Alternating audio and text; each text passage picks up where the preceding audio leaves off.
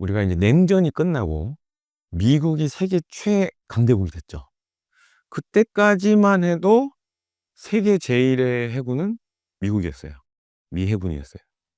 사실 지금도 그 타이틀은 변하진 않았습니다. 근데 경쟁자가 나타났죠. 중국이라는 또 막강한 경쟁자가 나타났죠. 그래서 사실 지금 이제 미 해군의 수상 각종 전투함을 계산해 보면 한 290여 척 돼요. 근데 반면에 중국은 300척이 넘어요.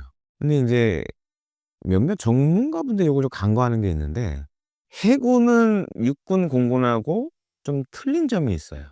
삼직제를 운용합니다. 그러니까 삼직제가 뭐냐면, 예를 들어서 구축함이 3척이 있으면 한 척은 작전을 나가고 한 척은 기지에서 대기를 하고 나머지 한 척은 수리하러 들어가요. 그러면 계산을 해보면, 예를 들어 300척의 군함이 있다. 그러면 실제 작전을 뛰고 있는 건 100척밖에 안 되는 거예요. 유사시에 만약에 한다 그러면 200척 정도밖에 안 되는 거죠.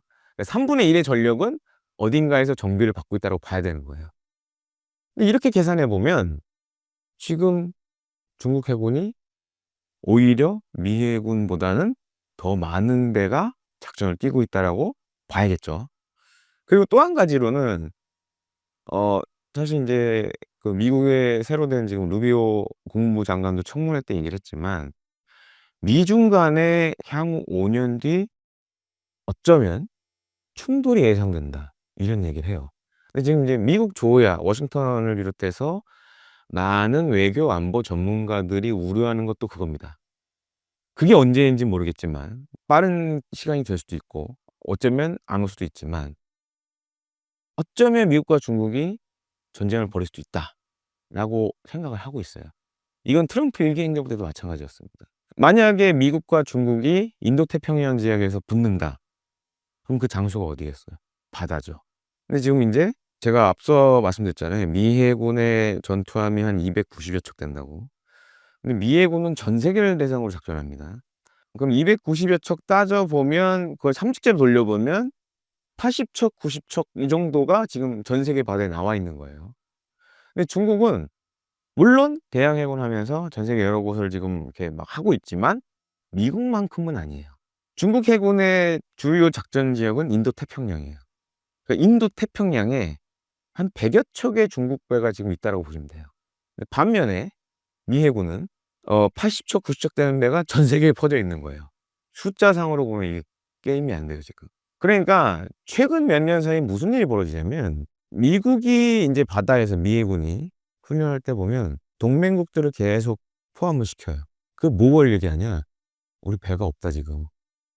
친구들아, 같이 싸워야 된다. 이렇게 된 상황이 온 거예요. 그래서 미국 내에서 이게 굉장히 심각한 문제입니다, 지금.